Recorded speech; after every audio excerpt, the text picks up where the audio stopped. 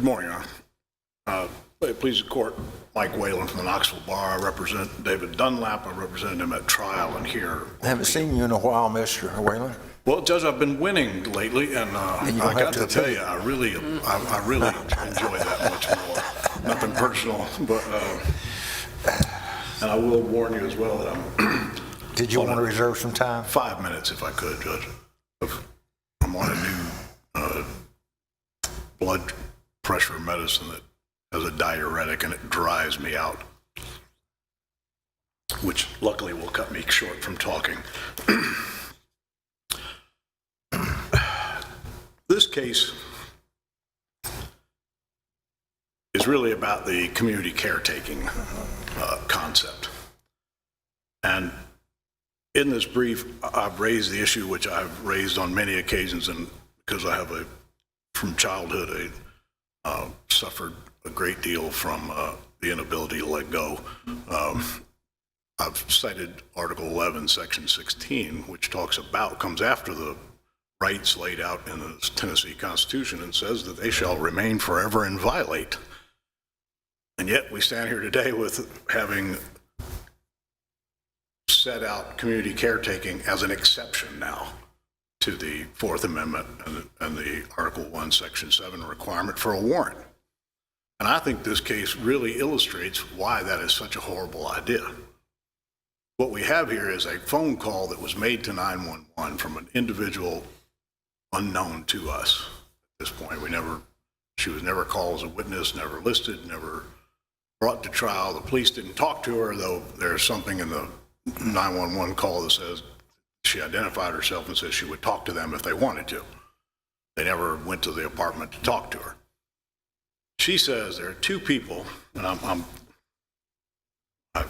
will thank my colleague from the state who started his section on the suppression hearing with that 911 call, saying that there's a man and a woman nodded off on what the caller guessed was heroin. So she's apparently been looking out the window at her car, and there's a car parked next to hers, and two people have, according to her, nodded off. And from that window, she has guessed it's heroin. Okay, so she calls, and she's responsible for getting police officers to come to that location. But does it really have anything to do with the Fourth Amendment issues at stake in this case, that she did that? I mean, once the officers came and saw two people passed out in a car, the case takes on a life of its own, doesn't it? Well, that's a good question, Judge Witt, because what they saw, the woman says it's a dark green vehicle or black. She's not certain. What difference does that make? Well, the officers show up and they find two people passed out in a yellow car, and they make the same. They have the same reaction that they have in this case. Does it make any difference what happened prior to the time the police officer saw the defendant passed out and started tapping on the window? Yes. Why? I would say you just made my argument for me when you said they've come and find two people passed out. She says they were nodded off. When I was a child, my mama wanted to buy something. Daddy and Mama put us all in a station wagon. We drove to the store. Mama went inside. Daddy sat in the car. Within 3 minutes, Daddy would be asleep. Or would he be passed out? Or would he be unconscious? Or would he be suffering a heroin overdose? The answer is none of those are true. He was a construction worker. He worked hard, and when he had the chance, he took a nap. Well, This is what the police. If I could, let me follow up on Judge Witt's question. I mean, the officers didn't need any special permission to go knock on the window, did they? No, they did not. They are there. So prior to that time, and I don't know that Judge Witt's asking this, but prior to that time, what does it matter whether a phone call's been made, whether the caller is inaccurate in the description? I could have approached the car and rapped on the window just as the officers could have. Right. So doesn't the Fourth Amendment inquiry start at the time that the rapping on the window occurs? Well, I would suggest to you that in 2023, we may have some evidence that officer friendly is not always as friendly as officer friendly was led us to believe he was. That we have to sometimes question what police officers' motives are. In this case, there was 2 young officers, been on the force less than a year, and Investigator Wilson is called in. He's been in about 3 years at that point. And what they immediately start talking about is these people were passed out. We were concerned they were having a heroin overdose. Wasn't there proof in the record that this was a high crime area or an area for illegal drugs? It was known to be a place where illegal drugs were bought and sold. I would love to show you that map because high Can crime. you just answer my question? Is there proof in the record that No, is? I think there's not, Judge. I didn't mean to be That's fine. rude. What I meant to say was KPD analyst was called. Right. A KPD analyst who said, well, there's these 12 dots on the map, and those show a call which there was a drug arrest or a overdose. And I said, well, is that any different from any other complex that size in Knox County? Well, I don't know. Okay, so what you said, there's 12 dots. That doesn't tell us it's a high crime area. I find in my practice, high crime areas tend to be found exactly where police officers are found. And when I tell them, okay, could you please tell me where the non-high crime areas are? Well, I don't know what you mean. Well, wherever you are is always a high crime area. I'd like to know where are the ones that aren't high crime areas. We're giving all this trust to police officers to make these determinations that, oh yes, this is special because this is a high crime, high drug use area. Well, maybe it is and maybe it isn't. That's just what you're saying to us. And now we've gone from these people nodded off to, oh, well, they're passed out or they're unconscious and there's a heroin overdose going on. When they tap on the window, almost immediately after the tap, not repeated taps, but the tap on the window, my client responds. And I ask him what he's doing there. He says, I'm waiting for somebody to come back to the apartment. They immediately get him out of the car and begin a drug investigation. So what we've said is, all right, we're really concerned about human life, so we're going to let you do this community caretaking. According to the record, and when you look at the videos, it appears that the police and the fire department arrived about the same time. It's 8 minutes after they get my guy out of the car before he's even talking to an EMT. So if they think he's having a heroin overdose, why are we asking him questions about what might be in the car and what he might be up to, rather than bring an EMT over and say, let's make sure you're okay?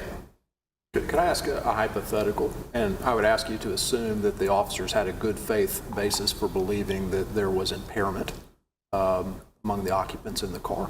If we assume that, and I know that's disputed, but just for purposes of the hypothetical, could the officer have lawfully asked them to come out of the car? Well, under the case law in the state of Tennessee, if he always asked people to get out of the car, under that circumstance, he could. Could the officer have asked for identification? He could. That's the Daniel case, right? Yes. Daniel's case, okay. Could the officer then, once the individual is out of the car and identification has been requested, under these circumstances, could the officer have initiated a pat down for weapons, believing that a needle may be present? Well, I guess when you throw that last line in, that's what they said at That's trial right. and Keep at in mind, suppression hearing. I'm asking you to assume a fact that you disagree with, and I know Right.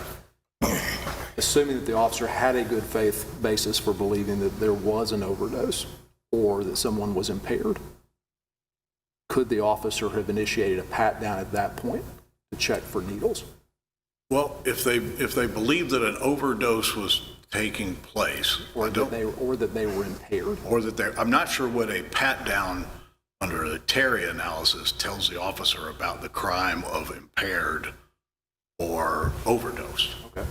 All right. If the officer reasonably believes that there's been drug use occurring, could the officer initiate a pat down to check for needles that could be used as a weapon?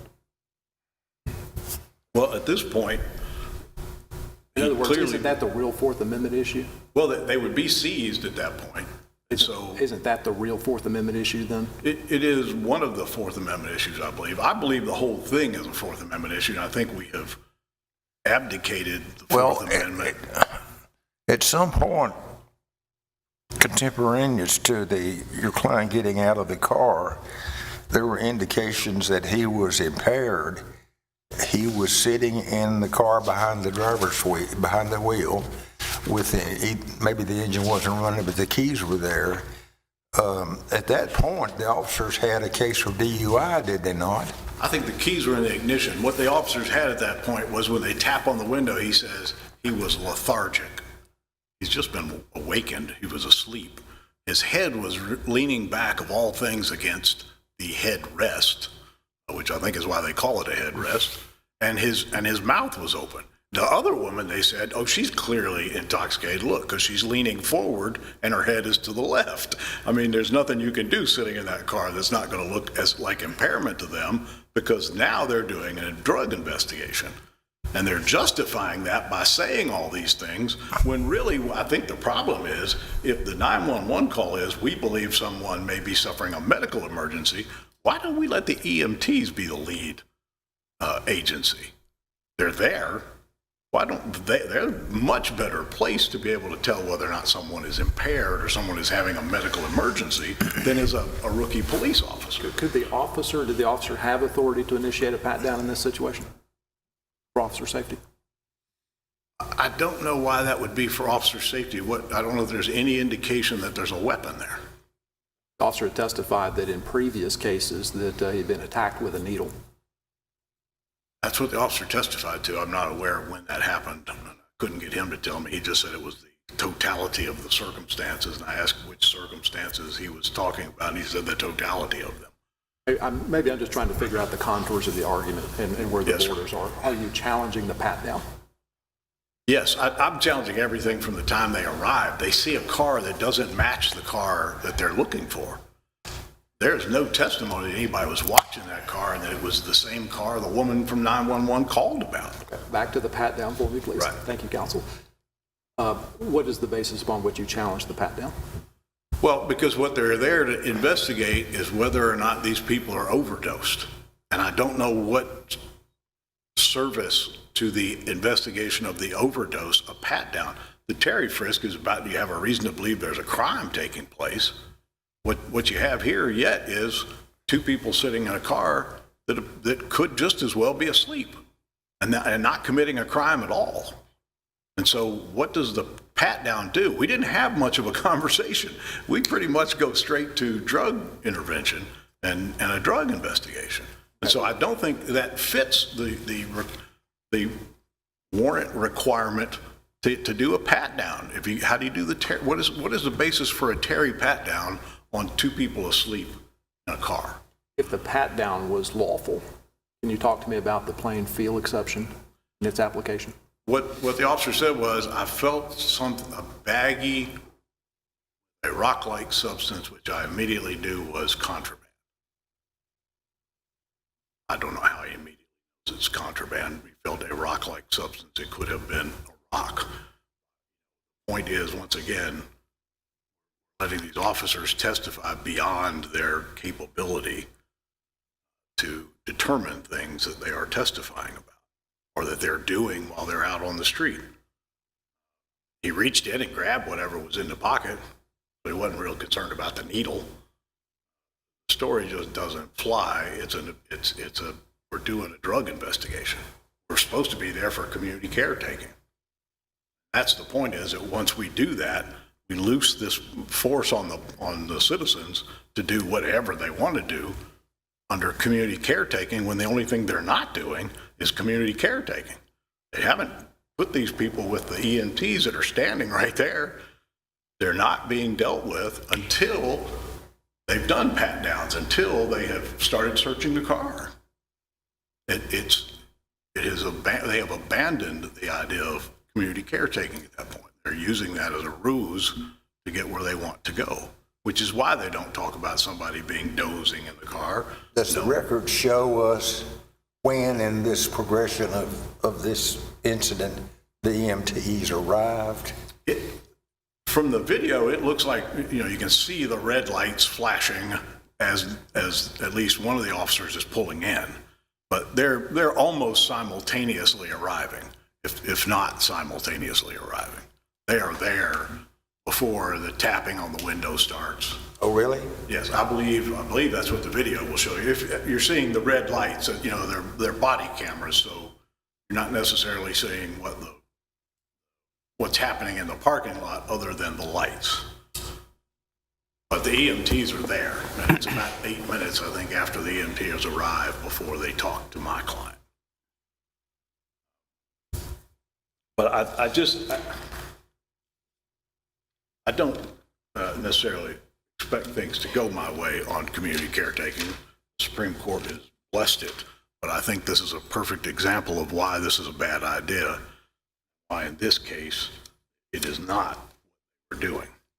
And the fact that I couldn't get any of these officers to tell me anything that they could say independently of this phone call about why they assumed these people were under the influence, other than, well, he was lethargic. Well, are you lethargic when you wake up? You know, your speech is slurred. Did you know him? Had you ever had a conversation with him? How do you know he doesn't always speak that way? It just, I think, jumped pretty quickly to a drug investigation. You're down to your reserved time, Mr. Wells. So if community caretaking isn't going to carry the day for you, are you wanting us to make a credibility call on the officers that they were somehow involved in something nefarious? I don't believe I wish they were involved in something nefarious. I think this is what they do day in and day out, with exceptions to the warrant requirement. They say, you know, it's hunting season all day, every day. Is there anything in the record to support that? Yes, the fact that one of the officers says, well, you know, Mr. Dunlap had about a half a gram of meth in his pocket, along with a used 2 pipes, but one of them was smoky on the inside, just glazed from use. And that, you know, even a half gram is a lot for a user to have. Officer Wilson, Investigator Wilson, testified that in 2018, meth was so cheap, users were buying ounces at a time. So we have these two now, we've converted police officers to experts saying that like half a gram's a lot for a user to have, and the investigator saying, oh, well, you know, in 2018 it was so cheap, users were buying ounces at a time. So I have credibility issues with that when they're testifying to the exact opposite thing about what's going on in the world. And of course, then they find the drugs at the feet of the passenger. They never arrest her. They never charge her with anything. They let her go because she says it wasn't mine. He said it wasn't his either. He said it was hers. Thank you. Thank you.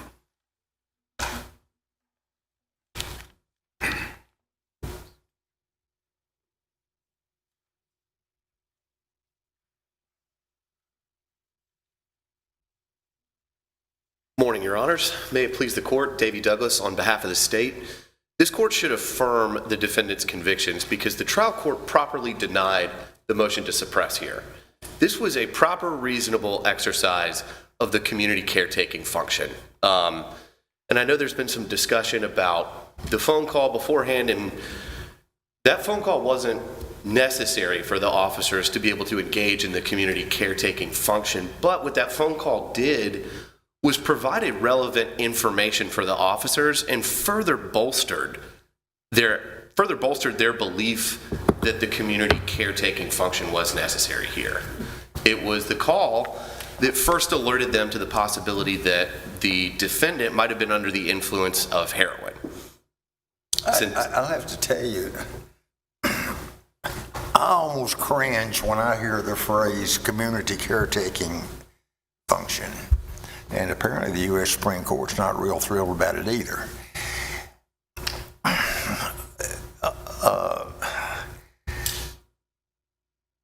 In this case, counsel makes an argument that the community caretaking concern, if the officers were really, if that's what they were really about, why not step back and watch the EMTs take over? Why not? Why does it have to be a police action? I think because this sort of developed fairly quickly. I do agree with counsel that what we see from the video seems to show the paramedics and the police arriving at the same time. We didn't have any testimony, though, from the officers about why they decided to go first, but I think what they were saying sort of generally is that they were treating it as an overdose situation, and they were just investigating further. Well, why would that change the dynamics so that the police officers, instead of the medical people, should be contacting the defendant? I think the officers have it's absolutely reasonable for them to sort of investigate first to see, hey, do we need to call over the paramedics, or is this a situation that we can resolve ourselves? And that's what the officers were trying to do here. It was less than a minute after they arrived, they went and knocked on the window, and that's when the defendant was sort of lethargic, and the officers testified that he appeared to be under the influence of something. So then they quickly get him out of the car, and that's when we have the Terry frisk. But all of this was happening rather quickly for the officers to get just a chance to assess the situation and then see, all right, do we need to just go ahead and call in the paramedics here? But what was there about the circumstances that compelled law enforcement to be the agency that intervened here and not medical people? I think because law enforcement had more of the ability, let's say if the situation did go, if it turns out that this person was extremely under the influence, and if that person was a danger to themselves or to others, the officers were the ones who would have the ability to sort of control that situation. And that's what they were, in fact, starting to investigate. Is we have a report of somebody passed out. They saw the person passed out in the car, and so they went to initiate this investigation. Why didn't they charge him with DUI?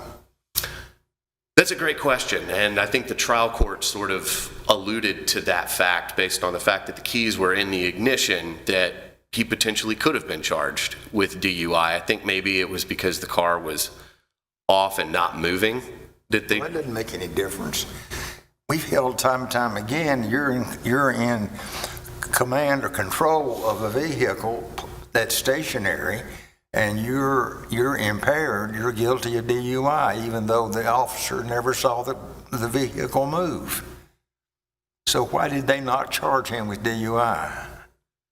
I'm really not sure, Your Honor, but I do agree with you that absolutely you don't have to see the car move. They could have charged him with DUI, and I don't know why they didn't. I think they chose instead to pursue the drug charges, which were amply supported by the evidence that was in the car. But going back to sort of the reason... Mr. Douglas, can I ask you just a brief question to satisfy me here? At what point did the trial court find that the defendants had been seized? I believe it was once the officers asked him to get out of the car. So once he's coming out of the car and they ask for the identification, the trial court finds that's when the seizure has occurred? Yes, Your Honor. All right. In the state's view, is that community caretaking or is that reasonable suspicion investigation? I think that's community caretaking still. Okay. Why so? Because they're still trying to assess the situation and wonder, is this someone who is overdosing and needs medical treatment? Is there something else at play here? I don't think that they yet had...